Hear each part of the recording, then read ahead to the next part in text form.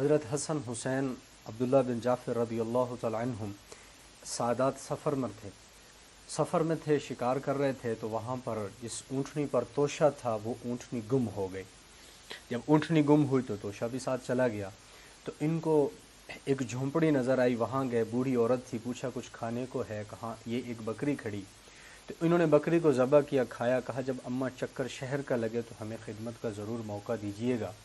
وقت گزرا، اماں کے گھر بھی فقر نے ڈیرے ڈالے اور وہاں پر بھی بھوک آئی، تو انہوں نے میاں بیوی نے دونوں نے شہر کا رخ کیا۔ شہر میں آئے تو حضرت حسن یا حسین کی نظر پڑی، انہوں نے پہچان لیا۔ انہوں نے اپنے خادم سے کہا کہ ان کو 1000 دینار دو، 1000 بکریاں دو۔ پھر بھائی کے پاس بھیجا، بھائی نے بھی 1000 دینار دیا، 1000 بکری دی۔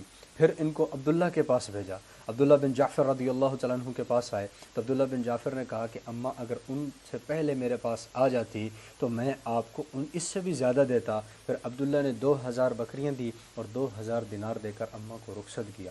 تو سادات ہوں اور سخاوت نہ ہو، یہ ہو نہیں سکتا۔ سادات اور سخاوت دونوں لازم ملزوم ہیں۔ آپ علیہ السلام کی سخاوت کیسی تھی، حسن حسین کی سخاوت کیسی تھی، علی فاطمہ رضی اللہ تعالیٰ عنہ امہات المومنین کی سخاوت کیسی تھی، ان کے واقعات ہم سنتے رہتے ہیں۔ تو اس وجہ سے سخی بندے سے اللہ کو پیار ہے، سخی بندہ اللہ کو پسند ہے۔ اللہ کے نبی نے فرمایا سخاوت جنت کے درختوں میں سے ایک درخت ہے جس کی ٹہنیاں زمین پر لٹکی ہوئی ہیں۔ تو آدمی نے سخی نے اس کو ٹہنی کو پکڑا ہوا ہے، خرچ کر رہا ہے غریبوں پر، یتیموں پر، بیواؤں پر، مسکینوں پر، اسی کو پکڑے رکھے گا جنت میں چلا جائے گا۔ پھر سخی اللہ کے قریب ہے، جنت کے قریب ہے اور جہنم سے دور ہے۔ پھر بخل کے بارے میں فرمایا جہنم کے درختوں میں سے ایک درخت ہے جس کی شاخیں دنیا میں لٹکی ہوئی ہیں۔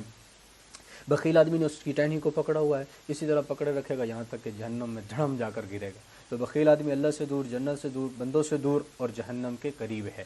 تو کوشش فرمائیں کچھ نہ کچھ روزانہ کی بنیاد پر انسان کو صدقہ کرنا چاہیے، خرچ کرنا چاہیے، چاہے 1 روپے کیوں نہ ہو۔ دنیا کے بینکوں میں جو جمع ہے میرے جانے کے بعد میرے باپ نکال لینا ہے، جو اللہ کے بینک میں جمع ہے میرے جانے کے بعد میں وہیں جو اللہ کے بینک میں جمع ہے میرے علاوہ وہاں کوئی بھی نہیں نکال سکتا۔ تو اس بینک میں جمع کروائیں جہاں پر آپ نے ہمیشہ رہنا ہے۔